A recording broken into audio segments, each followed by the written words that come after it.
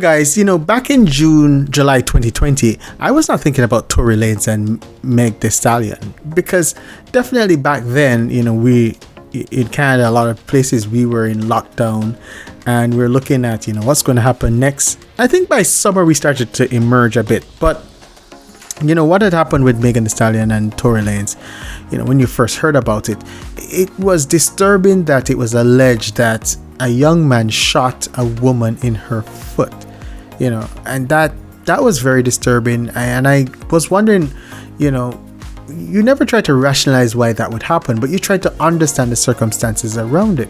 And what was troubling most about it was that, it was being alleged that an argument ensued and that Tory Lanez decided to shoot Megan Thee Stallion in her foot. Now, I did a previous video that outlined that Tory Lanez is reported, it's alleged that he's about 5'3". Megan Thee Stallion, she's listed at about 5'10".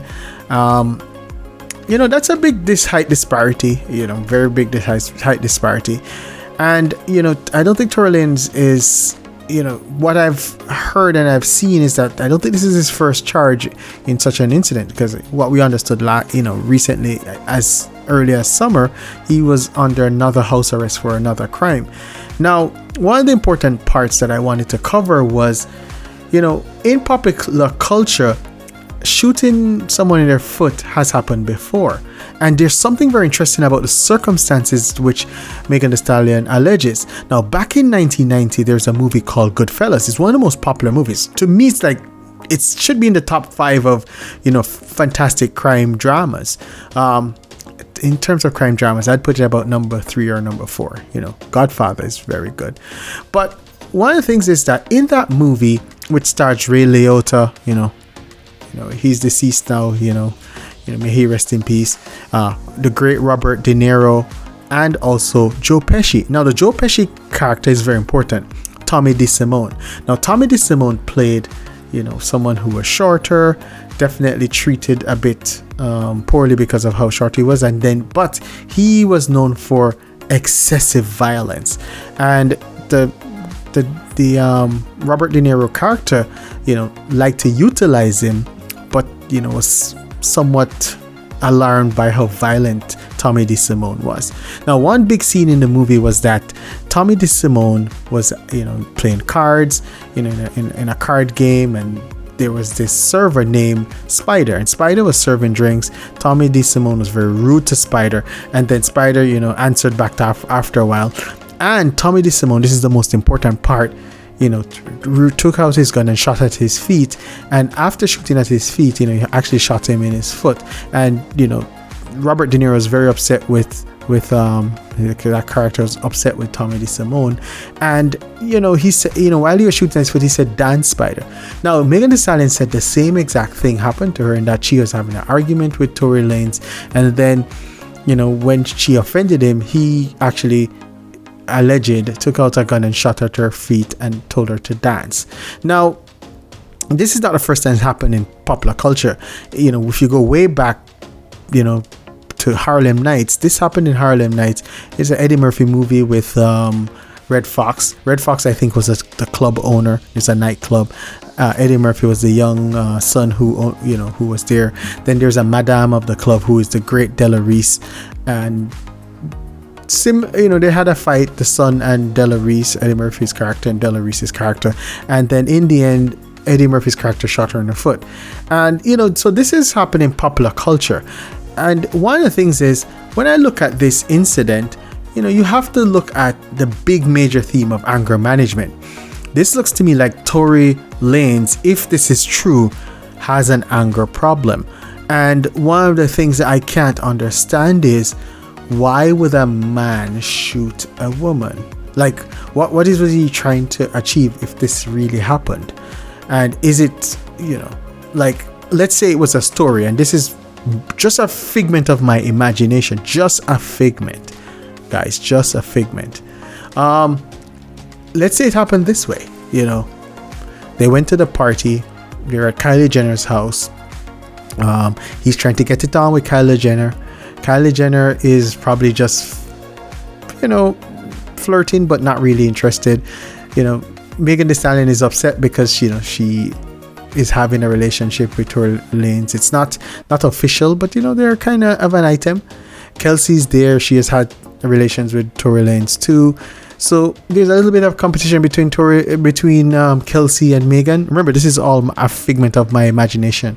And then Meghann is a little upset with how Tory has paid so much attention to Kylie Jenner, so she decides to leave, and they leave him. Kelsey went, and then they went back because she probably said, hey, let me go back for Tory. They pick up Tory. He's upset. They argue in the SUV. There's a driver, I think his name is Daquan. Let's say for imagination's sake, Daquan is listening to all of this. Tory's looking at Daquan because he doesn't want Daquan to feel that he's a punk. Because these guys, sometimes they think, if Meghann is out there shouting at him and treating him, he doesn't want Daquan to feel that, I'm a punk, And so, after a while, he has to get the upper hand of Meghann, and Meghann is 5'10", he's 5'3".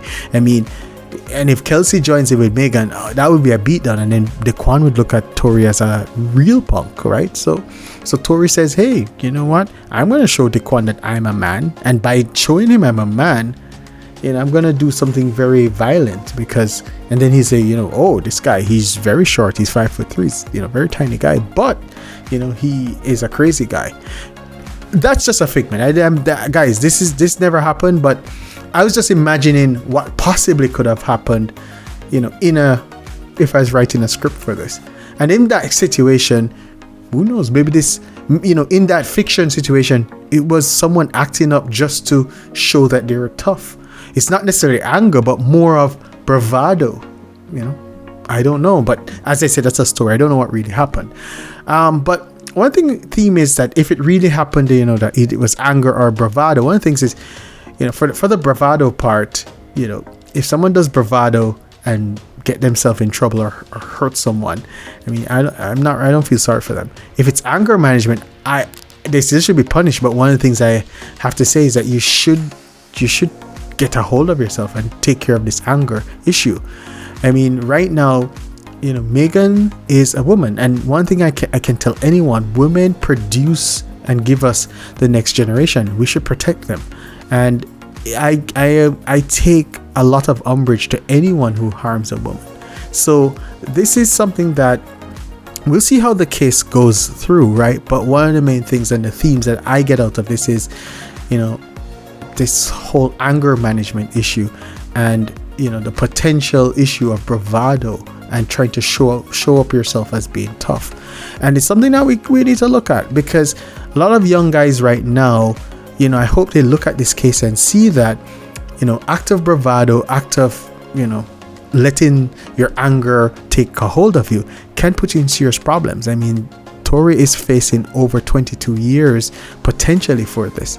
I mean, assault with a semi-automatic weapon is not a joke, right? And he's in the state of California. So let's see how this plays out. I mean, I'm listening to the case, and there's a lot of focus on Meghann's sexual escapades, and that's not important. I don't think any of that is important. I think what's happening right now, the fact that she may have embellished the fact that she had relations with Tory Lanez is trying to be used as to say she's unreliable. Let's see how that plays out. For me, I don't want to take an opinion on this because I'm not in the jury seat to see all the evidence, and we have not seen all the evidence. It doesn't look good for Tory, though. Definitely does not. But we have to let this play out. Thanks, guys.